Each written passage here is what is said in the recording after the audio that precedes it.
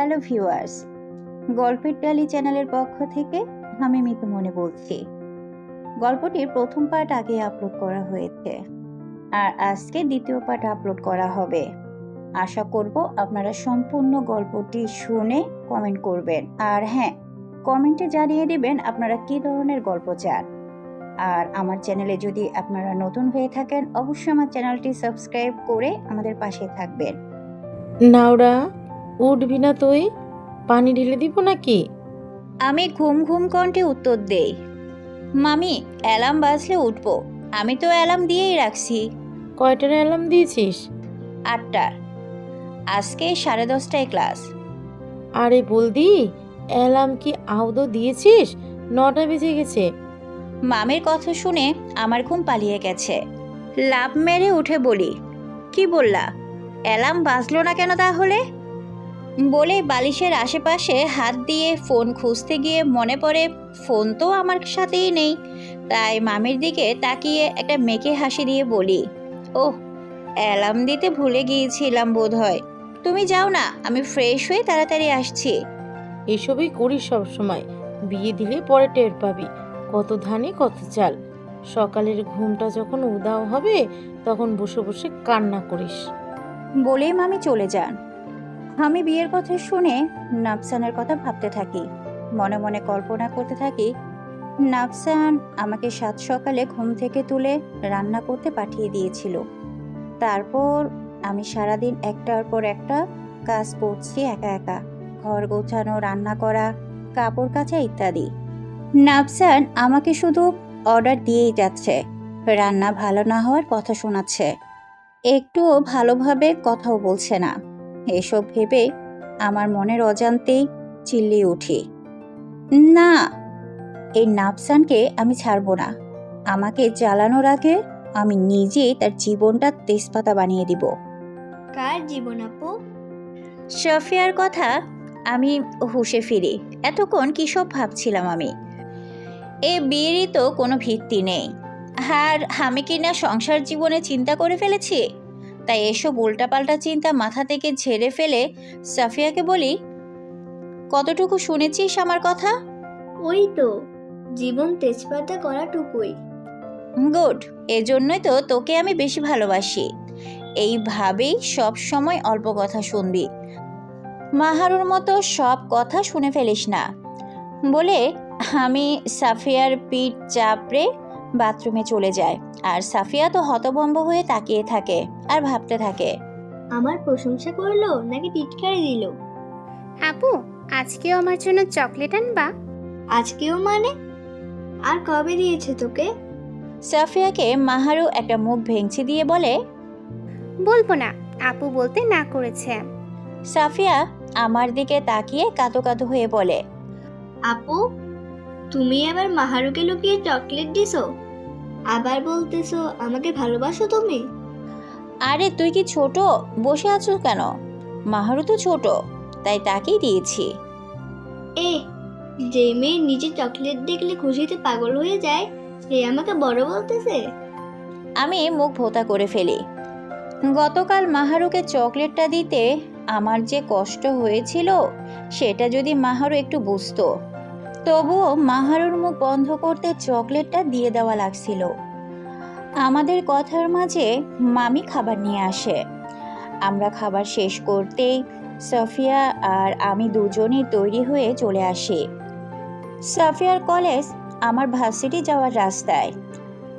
যেদিন আমার ক্লাস দেরিতে থাকে ওই দিন সাফিয়াকে নিয়ে আগে বেরিয়ে পড়ি। আজও আমরা একসাথেই বের হয়েছি। মাহারুরও স্কুল ছিল। গত রাতে বাড়ির কাজ করেনি দেখে সকালে কান্না করে আর যায়নি। এটাই মাহারুর স্বভাব। যখনই ক্লাসের পড়া শেষ করবে না সেদিনই কান্না করে বাড়ি মাথায় তুলবে। তাই বাধ্য হয়ে মাহারুর কথাই মানতে হয়। সবই স্কুলে না যাওয়ার ধান্দা। সাফিয়াকে কলেজে নামিয়ে দিয়ে আমি ভার্সিটিতে চলে যাই। ক্লাস শুরু হতে আরও সময় আছে, তাই ক্লাসে না গিয়ে সোজা ক্যান্টিনের দিকে রওনা দিলাম। সেখানেই আমার দলবল বসে আছে। আরে মিস মুনতাহা যে, ভালো আছেন মুনতাহা? রূপার কথায় আমি রূপাকে হালকা মাইরো দিয়ে বলি, বলছি না আমাকে এই নামে ডাকবি না। পাশ থেকে রিচি উত্তর দেয়, তো কে ডাকবে? শুধু নাফসান স্যার নাকি? রিচি বেশি করছিস কিন্তু। আমি কি এসব বলেছি নাকি? আমার কথায় সবাই হাসতে থাকে। আমার ফ্রেন্ড বলতে এরাই, রূপা, রিচি। ছেলেদের সাথে আমার তেমন কোনো ভালো ফ্রেন্ডশিপ নেই। এমনিতেই প্রয়োজনে টুকটাক কথা বলা, এই আর কি। তাছাড়া ক্লাসের সবার সাথে আমার কথা হয়, তবে কয়েকজন আছে আমাকে পছন্দ করে না। আমি মোটামুটি ধরনের স্টুডেন্ট, মনোযোগ দিলেই পড়া বুঝে যায়। তবে আমি তো ঘাওড়া, আমি মনোযোগ দিব না। ফলস্বরূপ স্যারদের পেছনে দৌড়াতে হয় আমার। নাফসানের পেছনে এই পড়ার জন্য আমাকে কম দৌড়াতে হয়নি, সাথে নাফসানের অপমান তো আছে। যদিও আমি তাতে মন খারাপ করি না, কারণ দোষ তো আমারই। পড়াশোনা না করলে স্যারেরা তো বকবেই। তবে এই নাফসানের জন্য আমি কিছু মেয়ের চোখে কাটা হয়ে গেছি, কারণ ক্লাসে নাফসান আমাকে একটু বেশি প্রাধান্য দেয়। যেমন আমি পড়া বুঝছি কি না, বারবার আমাকে পড়া ধরবে, এইসব করে। এটা নাফসান আর আমার দুজনেরই শুধু টিচার স্টুডেন্ট ব্যাপার বলেই মানে, বাকিরা তো সেটা বুঝে না। টিচাররা ক্লাসে দুই ধরনের স্টুডেন্টকে ভালো করে মনে রাখে, সবচেয়ে ভালো স্টুডেন্ট আর সবচেয়ে দুষ্ট স্টুডেন্ট। আমি 2 নম্বর ক্যাটাগরির মাঝে পড়ি, তবে ক্লাসে সবাই সেটা ভালো চোখে দেখে না। এজন্যই আমি কিছু কিছু মেয়ের চোখে বিষ হয়ে গেছি। আমি নাফসানের গাড়িটা এখনো দেখিনি, তার মানে স্যার এখনো ভার্সিটিতে আসেনি। নাফসানের ক্লাসটা আজ সবার শেষে। আমি ক্লাসে যেতেই কয়েকটা মেয়ে আমার দিকে মুখ বাঁকা করে তাকিয়ে থাকে। তাদের দেখে আমি ভাবতে থাকি, আজব তো, আমার জামাই নিয়ে আমিও বোধহয় ততটা হিংসা করছি না যেটা তারা স্যার নিয়ে করছে। মনে হচ্ছে নাফসান স্যারকে বোধহয় তাদের থেকে কেড়ে নিচ্ছি আমি। আরে ভাই, কেউ তোদের হওয়ার হলে এমনিতেই হবে, কেউ কেড়ে নিতে পারবে না। দরজায় দাঁড়িয়ে কি ভাবছিস? ক্লাসে ঢুক। হ্যাঁ চল। ক্লাসের পেছনের দিকে গিয়ে আমরা বসে পড়ি, কারণ আমি তো কথা বলবো, সেজন্য পেছনের সারিতে বেস্ট আমাদের জন্য। শেষে নাফসানের ক্লাসের সময় হয়তো আমি ভদ্র মেয়ের মতো বসে পড়ি। আমাকে দেখে রূপা বলে, কি রে, হঠাৎ তোর ভদ্রমের মতো বসলি যে? আজ বুঝি ক্লাসে মনোযোগ দিবি? হ্যাঁ রে, হয়তো যদি আমার মোবাইলটা, এটুকু বলেই আটকে যায়। এখনই বলে ফেলতাম আমার মোবাইলটার কথা, যেটা নাফসানের কাছে আছে। জানলেই তারা অনেক প্রশ্ন করা শুরু করতো, তবে আমি কাউকে জানাতে চাই না। এই বিয়ের কোনো ভবিষ্যৎ নেই, আড়ালে রেখে ডিভোর্স হয়ে গেলে দুজনেই মুক্তি পাবে। হঠাৎই রূপা বলে, ও হ্যাঁ, তোর মোবাইলটা কোথায় রে? এত করে ফোন দিলাম, ধরলি না কেন? কালকের প্রেজেন্টেশনটাও দিলি না। হাই হাই, আমার প্রেজেন্টেশন, ইস, আমি তো ভুলেই গেছিলাম রে। আমার কি এবারও মার্কস কাটা যাবে নাকি? মন কোথায় থাকে তোর? মনটাকে কার কাছে বন্ধক দিয়ে বসে আছিস? নাফসান স্যারকে ভালোভাবে বলিস, যদি একটু কনসিডার করেন। মনে হয় না আর করবে, এমনিতেই রেগে আছে আমার উপর। তার উপর রাতেও বকবক করছিলাম, না জানে কি করে। এবারের মতো বাঁচিয়ে দাও আল্লাহ। কি বিড়বিড় করছিস? মাঝে মাঝে যে কোথায় হারিয়ে যাস তুই, বুঝি না। বুঝবিও না রে রিচি, সংসারের কত ঝামেলা। এমন ভাবে বলছিস যেন নিজে বিয়ে করে সংসার সামলাচ্ছিস। আমি মনে মনে বলি, সংসার না করি, বিয়ে তো করেছি। নাফসান আসতে সবাই চুপ হয়ে যায়। নাফসান ক্লাসে এসে আগে আমার সিটের দিকে তাকায়। নাফসানকে তাকাতে দেখে আমি একটা মেকি হাসি দেই। নাফসান কিছু না বলে পড়ানো শুরু করে। ক্লাসের এক পর্যায়ে বলে, মিস মুনতাহা, আপনার প্রেজেন্টেশন কোথায়? স্যার সেটা তো গতকাল দেওয়ার কথা ছিল। হ্যাঁ, গতকাল তো আসেননি, নিশ্চয় আজ করে নিয়ে এসেছেন। সরি স্যার, আজও আনিনি। এখন বলুন আপনাকে কি শাস্তি দেওয়া যায়? পড়াশোনাকে একদম খেলা পেয়ে বসে আছেন আপনি।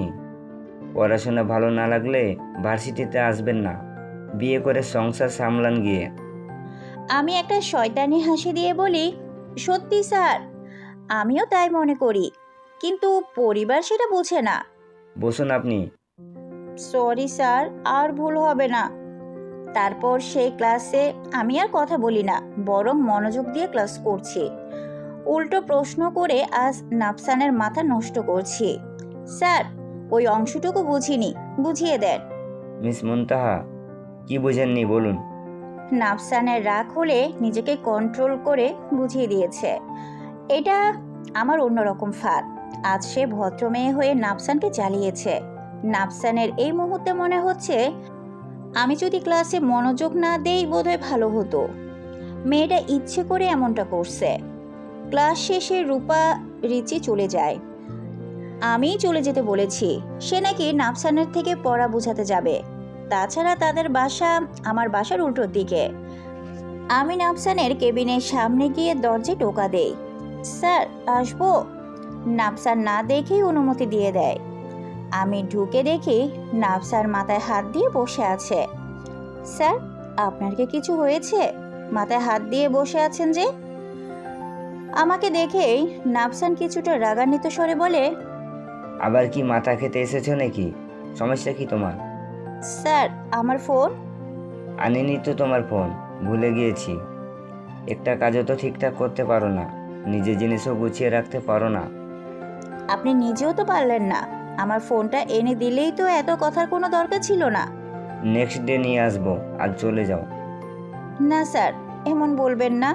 আমার ফোনটা আজই লাগবে। কেন? ফোনে কি কেউ অপেক্ষা করছে নাকি? এত কথা না বলে ফোনটা দিয়ে দেন তো। না, ওরা ভালোভাবে কথা বলো, আমি তোমার স্যার হই। আপনি আমার স্যার তো ক্লাসের বাহিরে তো আমরা হাজব্যান্ড ওয়াইফ, তাই না? What nonsense! Shut up Nora, যে কেউ শুনে ফেললে বাজে কথা ছড়াবে। ধ্যাত, কি যে বলেন না, বাজে কথা ছড়াবেন না। ওসব বাদ দেন, আমার ফোনটা দেন তাড়াতাড়ি। আর কতবার বলবো আনিনি আমি, ভুলে ফ্ল্যাটে রেখে এসেছি। আমার আরও একটা ক্লাস আছে, তুমি চাইলে ফ্ল্যাটের চাবি দিচ্ছি, নিজে গিয়ে নিয়ে আসো। ফোন আমার বেডরুমে আছে।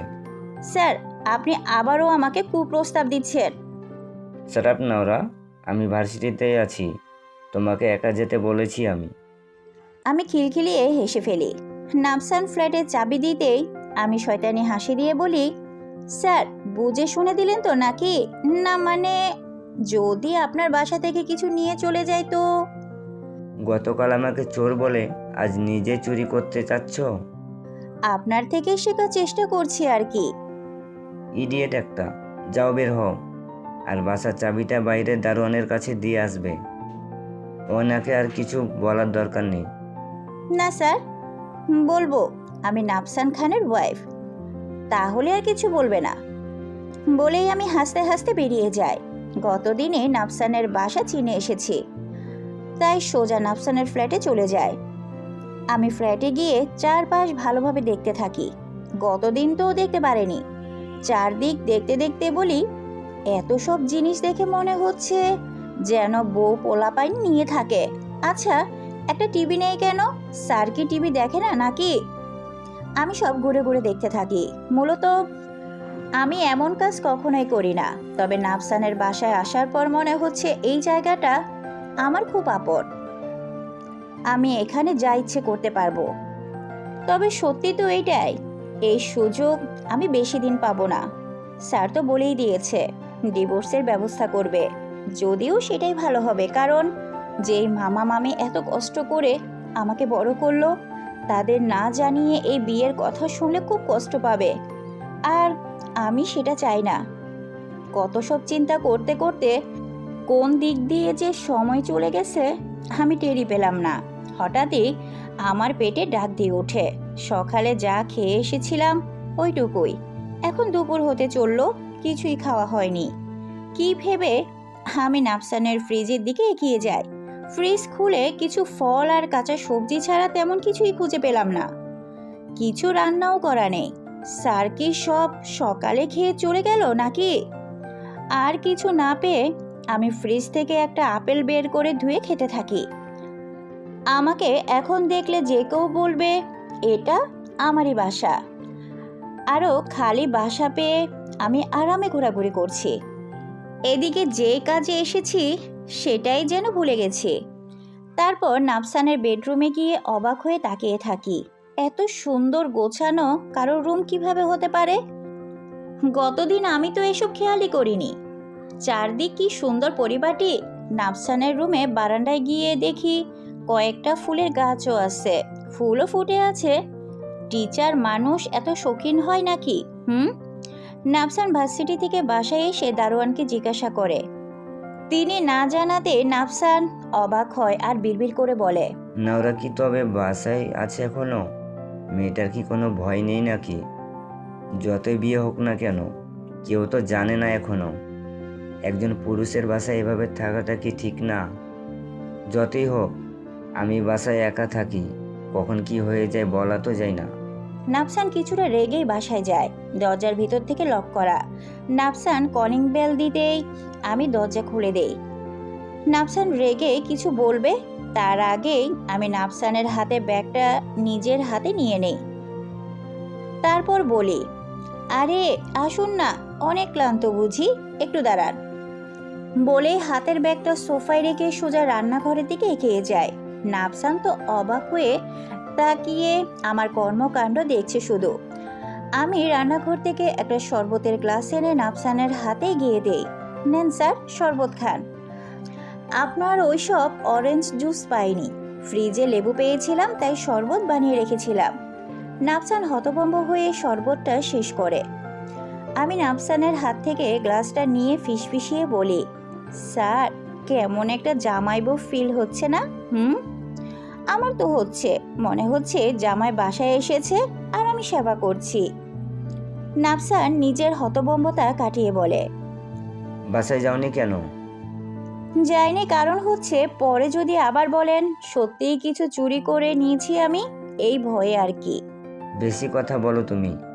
আর হাতে কি তোমার? আপেল, খুব ক্ষুধা লাগছিল তাই আর কি, কিছু মনে করবেন না স্যার, খেলে তো জামাইয়ের টাকায় খেয়েছি, আপনি মাইন্ড করেন না। আমার এসব কথায় রাফসান দীর্ঘ নিঃশ্বাস ফেলে। আমাকে সাইড কেটে নিজের বেডরুমে যায়। পিছু পিছু আমিও কথা বলতে বলতে যেতে থাকি। নাফসান বেডরুমে গিয়ে ফ্রেশ হওয়ার জন্য শার্ট খুলতে থাকে। আমি থমকে যাই। আমি খেয়াল করিনি কখন সে রাফসানের সাথে বেডরুমে চলে এসেছি। কি করছেন স্যার? এসব অন্যায়। আমি চলে যাচ্ছি স্যার। দাঁড়াও, কিসের অন্যায়ের কথা বলছো? তোমাকে কি বেডরুমে আমি ডেকে এনেছি নাকি? বলে আমার দিকে এগোতে থাকলে আমি ভয় পেয়ে পেছোতে থাকি। সরি স্যার, আর হবে না, এবারের মতো মাফ করে দিন, আর হবে না। কেন? আমরা না হাজব্যান্ড ওয়াইফ? স্যার প্লিজ, আর হবে না, এবারের মতো মাফ করে দিন। নাফসান কিছুক্ষণ থেমে আমাকে বলে, ড্রয়িং রুমে গিয়ে বসো, আমি আসছি। কি স্যার? বলেছি ড্রয়িং রুমে যাও, আমি আসছি একটু পরেই, চুপচাপ বসে থাকবে। ধন্যবাদ স্যার। বলে আমি এক দৌড়। নাফসান সেটা দেখে হালকা হাসি দেয়। একটু হলেও তো আমাকে ভয় দেখাতে পেরেছে। অপরদিকে আমি রুমের বাহিরে গিয়ে বুকে হাত দিয়ে হাঁপাতে থাকি। সত্যি অনেক ভয় পেয়ে গেছিলাম আমি তো নাফসান আসার আগেই চলে যেতাম, কিন্তু বারান্দায় ফুল দেখতে দেখতে কত কি ভাবছিলাম। এইসব করতে করতে কখন যে এত দেরি হয়ে গেল টেরই পাইনি। নিচ থেকে গাড়ির আওয়াজ পেয়ে যখন তাকিয়ে দেখি নাফসান চলে এসেছে, তখনই আমার হুঁশ এসেছে। তাই তো নিজের ভাব বজায় রাখতে তাড়াতাড়ি গিয়ে শরবত বানিয়ে রাখি। নাফসান আসলেই স্বাভাবিক ব্যবহারই করছিলাম, তবে মনে মনে ভয় তো ছিলই। এখন তো আরো ভয়, না জানি নাফসান ফ্রেশ হয়ে এসে কি বলে। নাফসান ফ্রেশ হয়ে একটা টি শার্ট আর ট্রাউজার পরে রুমের বাহিরে আসে। এসেই দেখে আমি চুপচাপ সোফায় বসে আছি। আমাকে দেখে তার একটু হাসি পেয়ে যায়। মেয়েটা কি তখন সত্যি ভয় পেয়েছে নাকি? নাফসান একটু এগিয়ে আমাকে ডাক দেয়। নওরা, এদিকে আসো। কেন স্যার, কি করবেন? আসো এদিকে। আমি একটু সংকোচবোধ নিয়ে নাফসানের দিকে এগিয়ে যাই, যদিও দূরত্ব বজায় রেখেছি। হিজাব খুলোনি কেন? গরম লাগছে না? না স্যার, সে ব্যাপার না, এখনই তো চলে যাব। হিজাব খুলে বসো, আরও পরে যাবে। স্যার, এটা কিন্তু ঠিক হচ্ছে না। আমি আপনার ছাত্রী, এভাবে আপনার বাসায় আমাকে আটকে রাখতে পারেন না। আমি সবাইকে বলে দিব। নাফসান ভ্রু উঁচিয়ে বলে, কি বলবে? বলবো যে, কি বলবো? ও হ্যাঁ, বলবো আপনার ইন্টেনশন ভালো না। আপনি ছাত্রীকে এভাবে বাসায় ডেকে এনে হেনস্থা করতে চেয়েছেন। মাথায় সবসময় কি এসবই ঘুরে নাকি তোমার? আজব মেয়ে তো তুমি। সে তো আপনিও আজব, বিয়ে করে সংসার করতে দিচ্ছেন না, আবার ক্লাসে ঠিকই সংসার করার কথা বলছেন। আপনার সমস্যা কি? ওহো, তোমার সংসার করার ইচ্ছে বুঝি? রান্না পারো? ঘর গোছাতে পারো? রান্নাটা না পারি, স্বামীর সেবা তো করতে পারবো। তা স্বামীর সেবা কিভাবে করে জানো তুমি? এ, মেয়ে হয়ে জন্মেছি, আর এটা জানবো না? বাহ, তো যাও, ওয়াশরুমে আমার কাপড় ভিজানো আছে, কেচে দাও গিয়ে। কেন করব? বউ হিসাবে মেনেছেন কি আমায়? তুমি তো স্বামী হিসাবে মেনেছো, তো স্বামীর সেবা করো। আপনি তো বউ মানেননি, তাই আমি আপনার কোনো কথাই শুনবো না। বেশি কথা বলো তুমি, বাচাল একটা। বোরকা হিজাব খুলে আসো, কাজ আছে তোমার। স্যার, আপনি? শাট আপ নোরা, রান্নাঘরে কাজ করতে হবে, সেজন্য বলছি। অতিরিক্ত বুঝো তুমি। আমি হেসে ফেলি। নাফসান তা দেখে গজগজ করতে করতে রান্না করে যায়। আমার একটু সংকোচ হচ্ছিল ঠিকই, তবে আমার বিশ্বাস নাফসান আমার সাথে কিছুই করবে না। করলে তো বিয়ের রাতে করতে পারতো, তা না করে আমাকে স্পেস দিয়ে নাফসান অন্য রুমে চলে গিয়েছিল। তাই তো নাফসানের আশেপাশে আমি একটু সেফ ফিল করি। আমি শুধু হিজাবটা খুলে অন্যার মতো করে পেঁচিয়ে রান্নাঘরে চলে যাই। নাফসান রান্নার প্রস্তুতি নিচ্ছিল। আমাকে দেখে কিছু সবজি আমার হাতে দিয়ে বলে, সবগুলো সুন্দর করে কেটে দিবে, সাইজ যেন ঠিকঠাক থাকে। পাশে ছুরি আছে, পারবে তো নাকি? জি না স্যার, একটা স্কেল থাকলে মেপে পরিমাণ করে কেটে দিতে পারতাম, নয়তো এবড়ো থেবড়ো হয়ে যাবে। নাফসান দীর্ঘশ্বাস ফেলে বলে, আচ্ছা, যেমনই হোক করো তুমি, হাত আবার কেটে ফেলো না। ততটাও আনারি না আমি, এইসব ছোটখাটো কাজ ভালোই পারি বলেই আমি মুখ বেঁকিয়ে কাজে লেগে যাই। নাফসানও আর কথা না বাড়িয়ে রান্নাঘরে অন্যান্য ব্যবস্থা করতে থাকে। নাফসান ভাবছে একটু সবজি খিচুড়ি করবে, তাড়াতাড়ি হয়ে যাবে তাহলে। এভাবে মেয়েটাকে বাসায় আটকে রাখা ঠিক হবে না, চলে যেতেই বলতাম। তবে দুপুরের খাবারের সময় হয়ে গেছে, তার উপর নাকি ক্ষুধায় মেয়েটা শুধু আপেল খেয়ে বসে আছে। কাজ করতে করতে নাফসান একটা জিনিস খেয়াল করে। না, ওরা যতই দুষ্ট হোক না কেন, আমার থেকে দূরত্ব বজায় রেখে কাজ করছে। না, ওরা যাই করুক না কেন, সবসময় মাঝখানে একটা নির্দিষ্ট দূরত্ব রেখেই চলছে। মেয়েটার মাঝে একটু হলেও বিবেকবোধ আছে, শুধু আমার আশেপাশে বেশি ঘুরে। বিয়ের পর থেকে তো আরও সাহস বেড়ে গেছে। নাফসানকে মুচকি হাসতে দেখে আমি বলি, স্যার, আপনারও বুঝি আমার মতোই ফিলিংস হচ্ছে? কিসের ফিলিংস? এই যে দুজন কেমন পাশাপাশি রান্না করছি, একটা হাজব্যান্ড ওয়াইফ ফিলিংস। নাফসানের ভিতর থেকে একটা দীর্ঘশ্বাস চলে আসে। এই আমাকে নিয়ে আর পারা যায় না, তাই আমার কথাকে পাতা না দিয়ে নাফসান রান্না শেষ করে খাবার টেবিলে খাবার সার্ভ করে আমাকে খেতে বসতে বলে। তাড়াতাড়ি খেয়ে দিয়ে বিদায় হও। স্যার, আপনি আমাকে অপমান করছেন। আমি কি এখানে খেতে এসেছিলাম নাকি? এসেছিলাম তো। হাই হাই, ফোনটাই তো এখনো নেইনি বলে দৌড়ে নাফসানের রুমে গিয়ে ফোনটা নিয়ে আসি। বিছানার উপরে ফোনটা পড়েছিল। আমি এসে দেখি নাফসান ইতিমধ্যে খেতে বসে গেছে। সরি স্যার, এখন ফোনটা না আনলে পরে আবারও ভুলে যেতাম, তাই আর কি।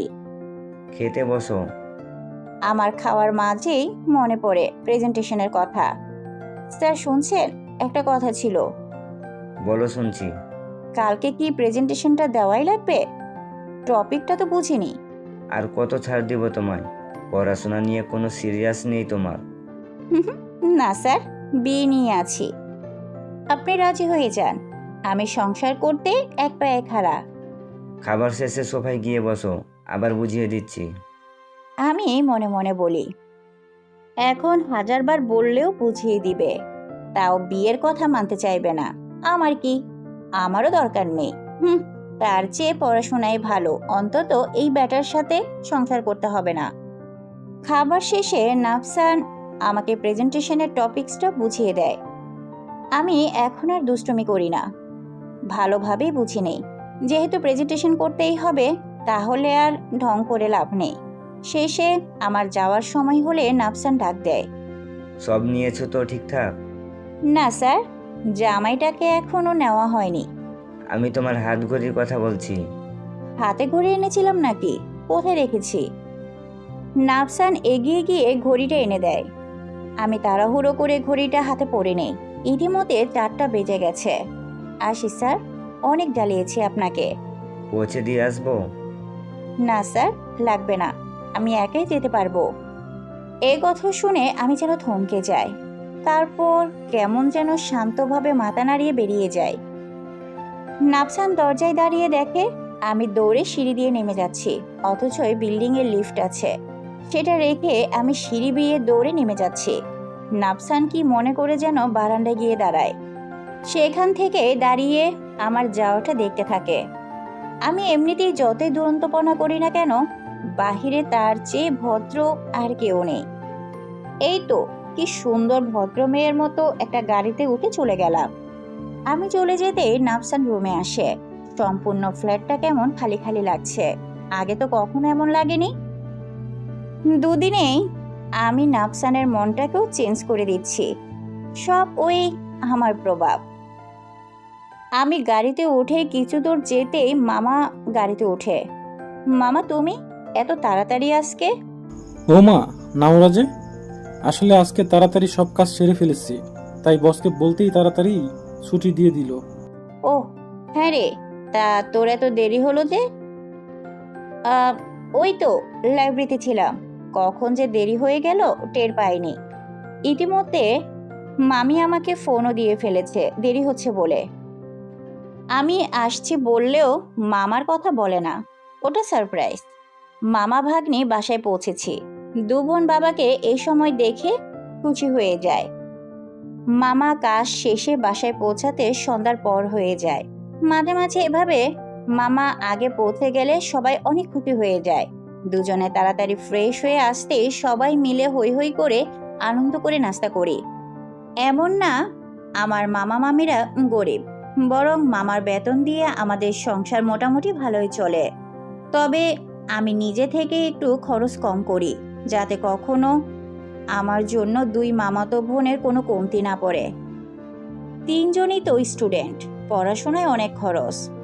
আমি চেয়েছিলাম কয়েকটা টিউশনি করতে, তবে এ কথা শুনে মামি সেদিন অনেক রাগ করেছিল। আমার মতো তাদের একটা বড় মেয়ে থাকলে কি কখনো তারা এভাবে কাজ করাতো নাকি? আমি বলেছিলাম এভাবে টিউশনি করালে নিজেরও পড়াশোনা হবে, তবুও মামা মামি মানতে চায়নি, তাই আমিও পরে আর কিছু বলিনি। রাতে আমি নাফসানকে ফোন দেই। আননোন নাম্বার দেখে নাফসান প্রথমে ফোন ধরে না, তবে বারবার ফোন দেওয়াতে বিরক্ত হয়ে ফোন ধরে। কে বলছেন? আপনার বউ।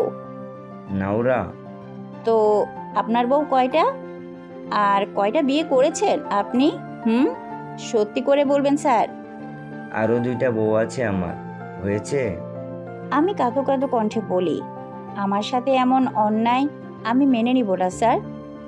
আমাদের এখনো ডিভোর্স হয়নি স্যার, আমি এখনো আপনার অফিসিয়াল বউ। আমি মেনেছি নাকি? আপনার ওই 2 বউ বুঝি অনেক সুন্দরী, তাই তাদের মেনেছেন, আমাকে মানলেন না। হ্যাঁ তো, অনেক সুন্দরী, সাথে ভদ্র, অন্য কারো মতো অভদ্র বাচাল না। আপনি আবারও অপমান করছেন আমায়। আপনার বউ হিসাবে আমি এইসব বরদাস্ত করব না। আজে বাজে কথা রেখে আসল কথা বলো। ফোন কেন দিয়েছো? স্যার কয়টা বাজে? 11টা। জি স্যার, জানেনই তো বেশি রাত সজাগ থাকা স্বাস্থ্যের জন্য ভালো না। ঘুমের সময় হয়ে গেছে স্যার। তো ঘুমাও, ফোন দিয়ে ডিস্টার্ব করছো কেন? আসলে স্যার, আমি না প্রেজেন্টেশন করতে ভুলে গেছি। কালকে জমা না দেই, পরশু দেই। সমস্যা নেই, মার্কটাও আমি দিচ্ছি না। বলে নাফসান কট করে ফোন কেটে দেয়। বাধ্য হয়ে আমাকে সম্পূর্ণ কাজ শেষ করতে হয়। আসলে সবার সাথে মজা করতে করতে আমি ভুলে গিয়েছিলাম। তাড়াতাড়ি এসে প্রায় সবটুকু করলেও সাজানোটা বাকি ছিল। নাফসানকে মনে মনে বকতে বকতে সবটুকু শেষ করে পরে ঘুমাই। পরের দিন আমি তাড়াতাড়ি করে ভার্সিটি পৌঁছাই। তাড়াহুড়োয় পায়ে একটু ব্যথাও পেয়েছি। ব্যথা পাওয়াটার কথা না, কথা হচ্ছে একটা ছেলে তাকে ব্যথা পেতে ডেকে নিয়েছে। ছেলেটা হয়তো কিছু একটা বলতে নিয়েছিল। লজ্জায় আমি না দাঁড়িয়ে কোনো রকমে পাশ কাটিয়ে চলে এসেছি। নাফসানের ক্লাসে আজকে আমি প্রেজেন্টেশন দিয়ে দেই। আসার সময় নাফসানকে এমন একটা লুক দেই যেন বলছি, দেখেছেন আমিও পারি। রাতের মাঝে প্রেজেন্টেশন শেষ করে দেখিয়ে দিলাম। তবে নাফসান খেয়াল করে আমি একটু ঘুরিয়ে হাঁটছি, হয়তো কোথাও ব্যথা পেয়েছি। তবে ক্লাসরুম দেখে কিছুই বলতে পারে না। সেদিন আমার সাথে নাফসানের আর দেখা কিংবা কথা হয় না। ক্লাস শেষে আমি নিজের মতো বাসায় চলে যাই। নাফসানও নিজের বাসায় চলে যায়। নাফসান বাবা, বাসায় আসবি না? আম্মু, আমার ভার্সিটিতে ক্লাস আছে, ছুটি পাবো না এখন। কিছুদিন পরে ডিপার্টমেন্ট পরীক্ষা আছে। একটু সময়ের জন্য তো এসে দেখা করে যেতে পারিস, বেশি দূরে তো আর না। আচ্ছা, যাব না হয়। তুমিও তো চলে আসতে পারো নাহিলের সাথে, আসলে না কেন? আরে নাহিলটা কখন গেল আমাকে বলেইনি, পরে এসে জানিয়েছে, দিয়েছি মায়ের পরে। নাফসান হেসে ফেলে, তারপর মায়ের সাথে কিছুক্ষণ কথা বলে ফোন রেখে দেয়। নাফসানদের পরিবারটা একটু বড়, তারা 3 ভাই 1 বোন। বাবা রাশিদুল খান একজন ব্যবসায়ী, নিজেদের বিজনেস আছে। সেখানে বাবার পাশাপাশি বড় ভাই নাশিদ খানও দেখাশোনা করে। মা মাহমুদা বেগম একজন গৃহিণী। নাশিদ বিবাহিত, তার ওয়াইফ মেহেরিন সুলতানা আর 4 বছরের মেয়ে মিষ্টিকে নিয়ে পরিবারের সাথেই থাকে। নাফসানের ছোট ভাই নাহিল খান নাফসানের ভার্সিটিতেই পড়ে। অন্য ডিপার্টমেন্ট হওয়ায় ভাইয়ের সাথে ভার্সিটিতে দেখা হয় না, তাই মাঝে মাঝে ভাইয়ের বাসায় চলে আসে দেখা করতে। কখনো তো ভাইয়ের সাথে রাতেই থেকে যায়। ছোট বোন নাইলা খান এবার ইন্টারে পড়ে, কাছাকাছি একটা কলেজে পড়ে। বাড়ির গাড়ি দিয়ে যাতায়াত করলেও মাঝে মাঝে ভাইয়ের বাসায় চলে আসে। আসলে বড় ভাই আলাদা বাসায় থাকায় ছোটদের সুবিধা হয়েছে আর কি। মন চাইলেই ভাইয়ের বাসায় চলে আসে, ইচ্ছে মতো সময় কাটিয়ে কখনো বাসায় চলে যায়, আবার মন চাইলেই থেকে যায়। নাফসানও কাউকে কিছু বলে না, পরিবারের উপর তো আর কিছুই নেই। সে আজ পর্যন্ত যা করেছে পরিবারের সম্মতিতে কিংবা পরিবারকে মানিয়ে করেছে। শুধু বিয়ের মতো একটা বড় বিষয় নিজের অজান্তেই অনাকাঙ্ক্ষিতভাবে ঘটে গেছে। এখন নাফসান কোনো সিদ্ধান্তেই ঠিক মতো নিতে পারছে না। চোখের বশে করায় কাজটা ঠিক হলো না। এদিকে আমারও বয়স কম। এখন আমাদের ছোট্ট একটা ভুল দুজনের জীবনেই বড় প্রভাব ফেলবে। নাফসান তো ভাবছে ডিভোর্সের কথা। আদৌ কি পারবে ডিভোর্সের ব্যবস্থা করতে, নাকি এর আগেই কোনো ঝামেলা ঘটে যাবে?